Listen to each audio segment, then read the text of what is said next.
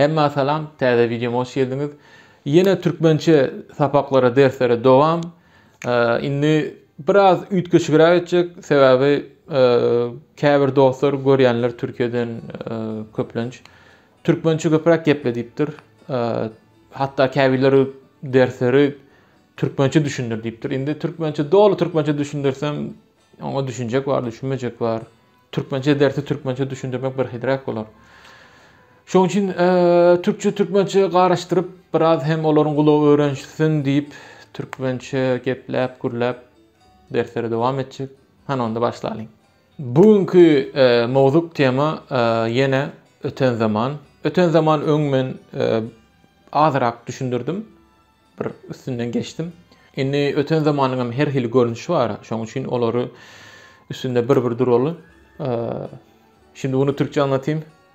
Böyle videonun başında şey dedim zaten, Türkçe, Türkmence karıştırarak konuşacağım. Çünkü bazı arkadaşlar Türkmence konuş demiş, anlat demiş. Full Türkmence anlatırsam biraz tuhaf olur. Anlamaz çoğu kişi. Bu yüzden şey yapacağım. Arada yani kulak alışsın diye izleyenlerin Türkmence'ye. Bugünkü konumuz Türkmence'deki geçmiş zaman. Geçmiş zaman üzerinden biraz geçmiştik. Kabaca ama geçmiş zamanda her türlü şekilleri olduğu için tek tek onun hakkında konuşacağım. Ve sadece böyle kabaca üstünde durmayacağım. Değişik telaffuzlarda nasıl söyleniyor onlarla beraber söylemiştim. Fonetik önemli benim için. Herkes için. Çünkü bazıları ya bu böyle diyor Türkmence bu ama burada böyle yazıyor diye sorular gelebilir. Onun için hadi başlayalım. Artık tahtamız da var. Devam edelim. Böyle daha pratik ve güzel olur diye düşünüyorum. Türkmen dili. Bu bizim yazıda böyle yazıyoruz. Yani eğer anlamazsanız bana söyleyin, bir dahaki derslerde böyle yazabilirim.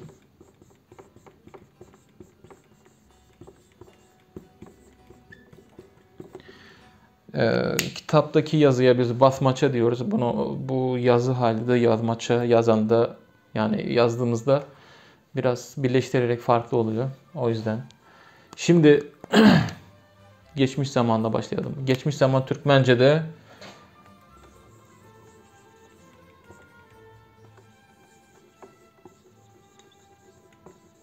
öten zaman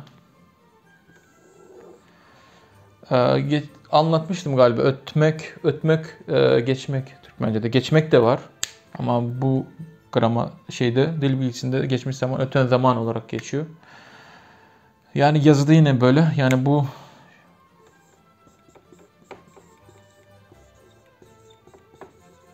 böyle daha anlaşılır olabilir size. Öten zaman. Hemen hemen tüm Türk dillerinde olduğu gibi Türkmence'de de fiillere yani işliğe dıydığı koşulmasını koşup yani eklerini ekleyerek geçmiş zamanı elde ediyoruz. Yani aldım gibi. Ama imlada sadece dıydığı var yazıda. Yazıda Türkmen yazımında dıydığı var. Yöne aydılan vakti gepleşikte her hili sesleri eşitip bilersiniz. Du bilen kutoryan. Yani du her türlü sesler de duyabilirsiniz konuşmada. Ama yazıda değil. Göstereceğim onları size. Şimdi geldik. Onlar Türkmence'de melim öten zaman. Yani belirli, malum. Şöyle.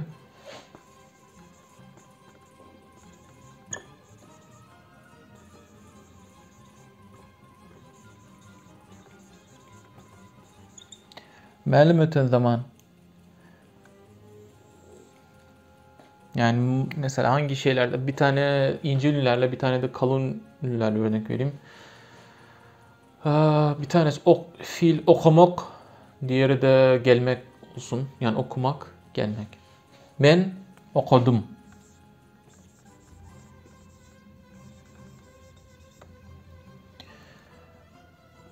Ben geldim. Sen okudun. N. Onu unutmayın. Sen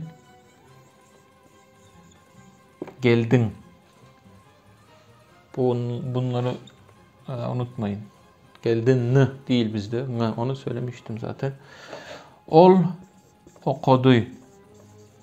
Okudu. Ol geldi. Şimdi biraz fark etmişsinizdir. Bizim ı Türkçedeki gibi ı değil yani. Okudu. I demiyoruz. Çünkü IPA'ye göre de bizim IPA dediğim şu. IPA International Phonetic Alphabet. Bu çok önemli bir şey. Fonetikte bunu öğrenin. Bütün dillerde size lazım olur. Ona IPA'ye göre bizim I biraz biraz merkezi. Ama Türkiye Türkçesindeki I çok arkada. I. Bizde ona benzer bazı sözler de var.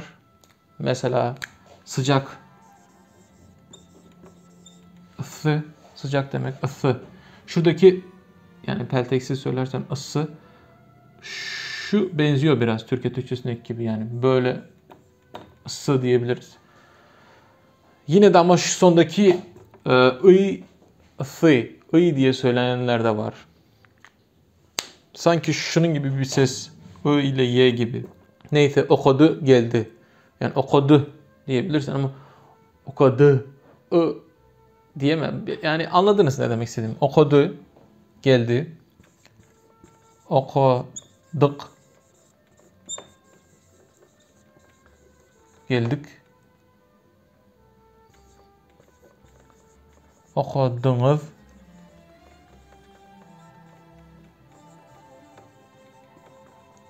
geldiniz. Okudular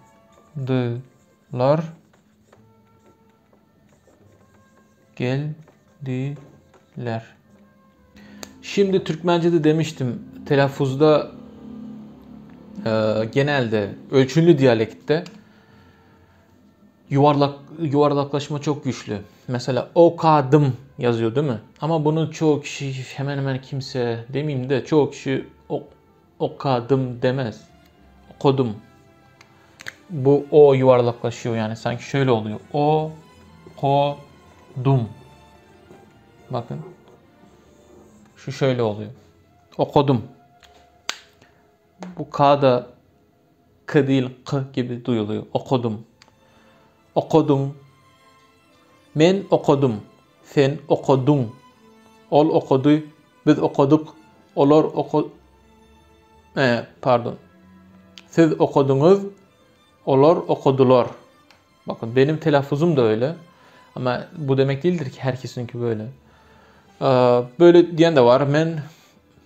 Yani en çok da bizim Marı vilayetimiz var. Oradakiler bu K'yı aynı Türkiye Türkçesindeki gibi söylüyorlar.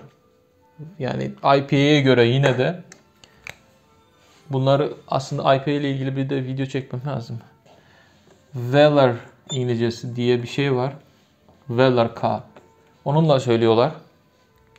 Yani okudum, okudun, okudu, okuduk, okudunuz, okudular diye söyleyen var. Bir tek Marı'da var. Marı'da şu diğer Türkmenlerde olan K sesi yok. Onların G'si de farklı. Geleceğiz onlara. Okudu, okuduk, okudunuz. Yani bunu biraz A'ya yakın söyleyen de var. Her şekilde duyabilirsiniz. Okudunuz. Bunu gerçek I gibi söyleyen de var. Bunu da mesela okudum. Yani herkes bunun gibi söylemez. Böyle söyleyen de var. Okudum gibi söyleyen de var. Dım. Dum diyemem. Mesela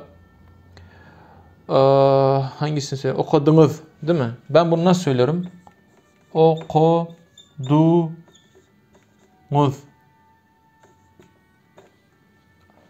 Okudunuz. Bunu hep IPA'ya göre yapıyorum ben. Yani buradaki.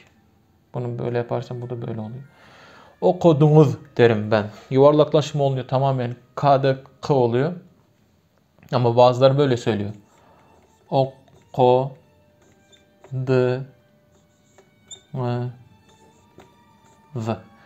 Bu peltek söylemeyen de var. Direkt Z Z diyen de var. Okudunuz. Okudunuz.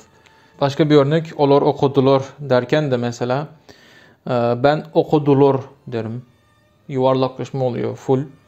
Bazıları okudular der. A olur. Bu yüzden standart bir şivelerde yani ağızlarda değişik olduğu için yazıda böyle. Ortalama alınmış. En doğrusu. Neyse devam. Biraz karışık oldu. Şurayı sileyim. Şimdi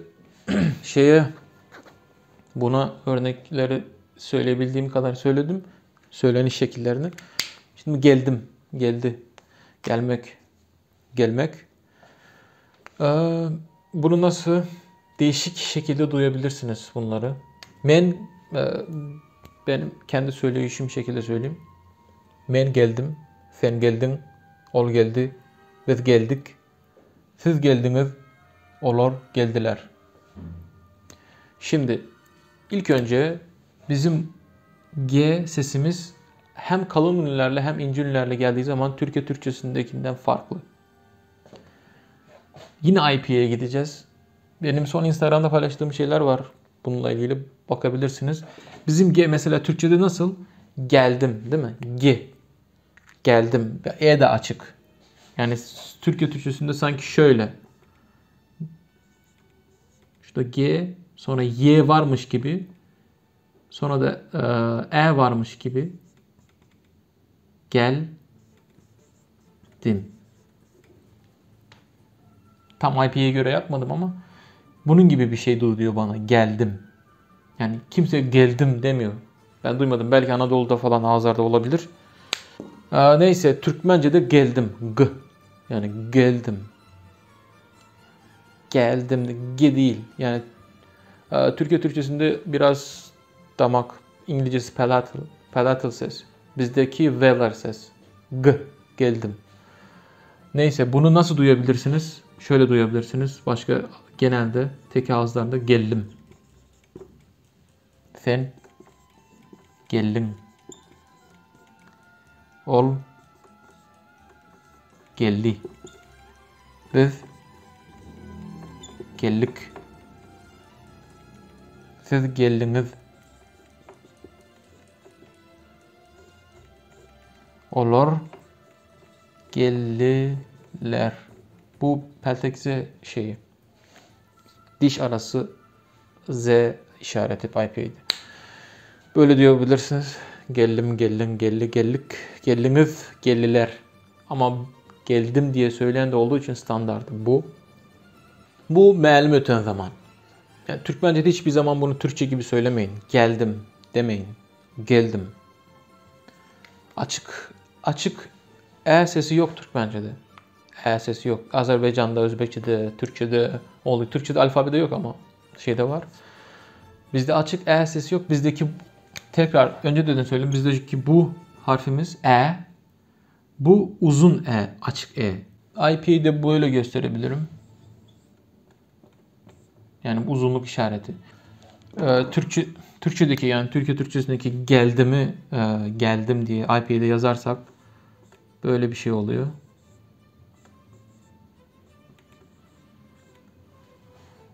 Yani bu bazıları bu Türkçesinde bu ses yok diyor ama bu G yani IP şu siteden bakabilirsiniz. IPA chart.com.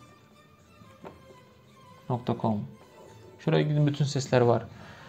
Yani bu G palatal G olduğu için geldim oluyor. Türkmence'deki bunu ben şeyde yazsam ya böyle olur IP ile ya da bazıların telaffuzuyla geldim.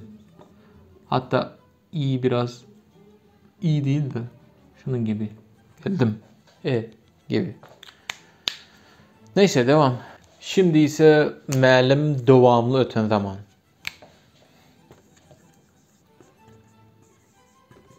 Mealim devamlı öten zaman. Yani devamlı. Belirli, malum, devamlı. Devam eden. Bu şeydeki gibi geldim, geliyordum. Aynı. Okudum, okuyordum. Ona örnek verelim. Men okuyardım.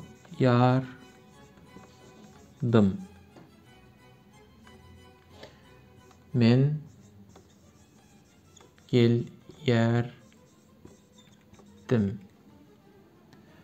Sen okuyardın. Sen gelyerdin.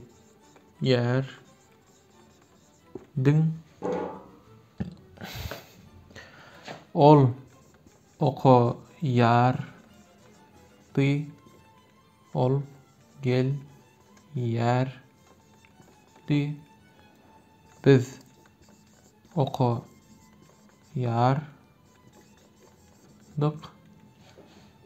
Biz gelyerdik. Siz okuyardınız.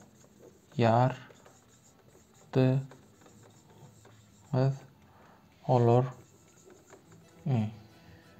Siz gelyerdiniz.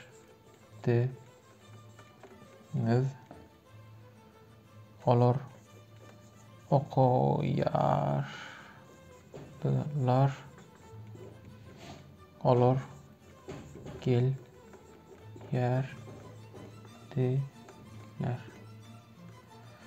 Şimdi bu devamlı öten zaman. Məlim devamlı öten zaman. Bunun ne məlim de var. Məlim devamlı öten zaman, yani Türkçesindeki geliyordum, okuyordum gibi. Men okuyardım. Men okuyardım. Men gelyerdim. Yani şimdiki zaman eki yar, yer vardı ya, anlatmıştım. Bu araya giriyor. Sonra da geçmiş zaman, öten zaman koşulması dıydı koşuluyor. Okuyardım, gelyerdim. Okuyardım, gelyerdim. Bu arada söylemiştim. Türkmence'de ünlü uyumuna göre kalınlarla yar, diğerlerinde yer. Türkçesindeki gibi yor gelmiyor. Yani ya da sadece yar gelmiyor. Bunu unutmayın. Söyledim ama yine de hatırlatmakta fayda var. Okuyardım, gelyerdim. Ol okuyardı, ol gelyerdi. Biz okuyardık, biz gelyerdik. Siz okuyardınız, siz gelyerdiniz. Olor okuyardılar, olor gelyerdiler. Bu kadar. Bu arada onların olumsuz halleri ve soru ekleri nasıl? O hemen hemen Türkçedeki gibi məlim öten zaman, yani geldim, men geldim, sen geldin, men okudum, sen okudun. Yani geldim, gelmedim.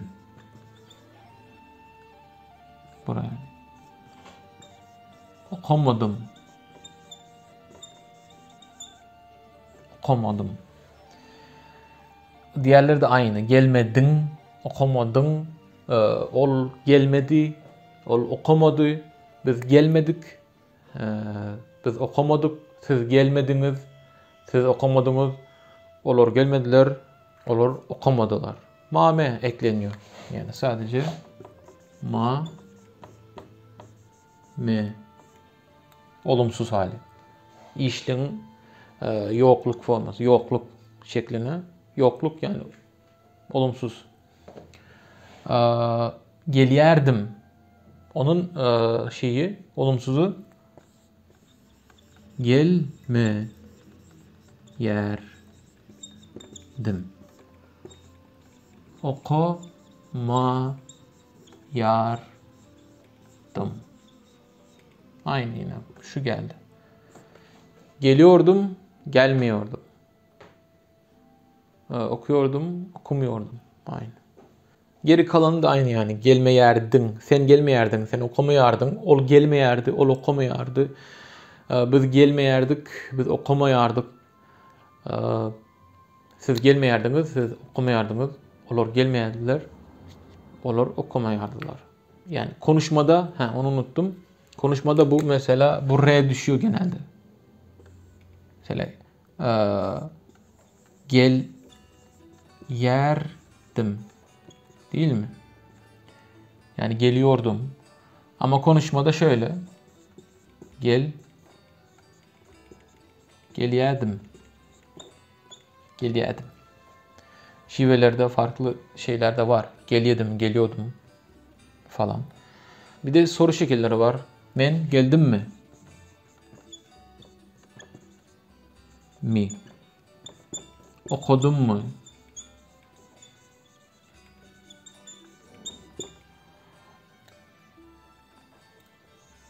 Geldim mi? Mi ayrı yazılmıyor bizde. Türkmence'de. Türkiye Türkçesindeki bir boşluk bırakılarak birleşik yazılıyor. Sonra sen geldin mi? Sen okudun mu? Ol geldi mi? Ol okudu mu? Biz geldik mi?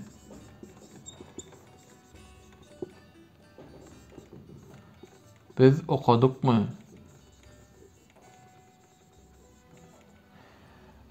Siz geldiniz mi?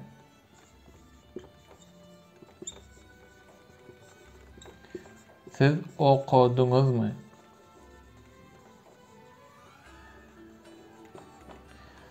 Olar geldiler mi?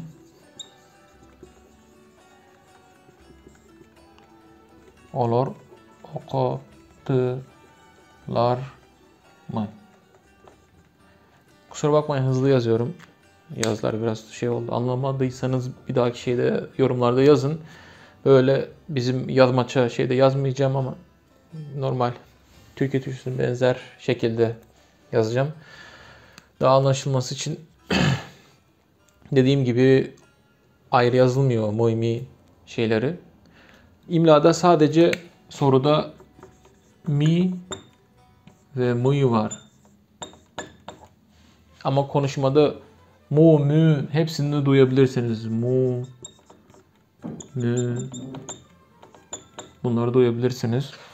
Mesela şurada daha hecesi az olan, az boğun. Boğun Türkmence'de hece demek. Okudu mu? Ol okudu mu?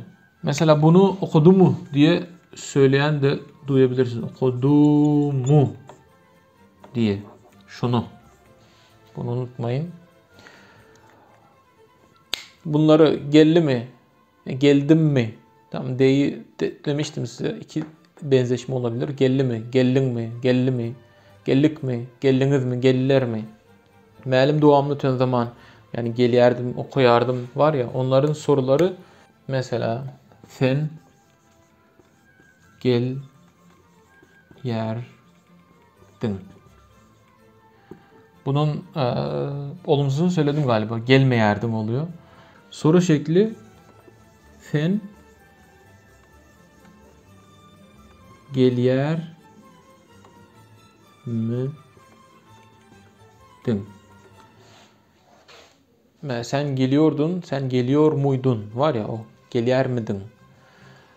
Ama şöyle şekli de var. Geliyerdin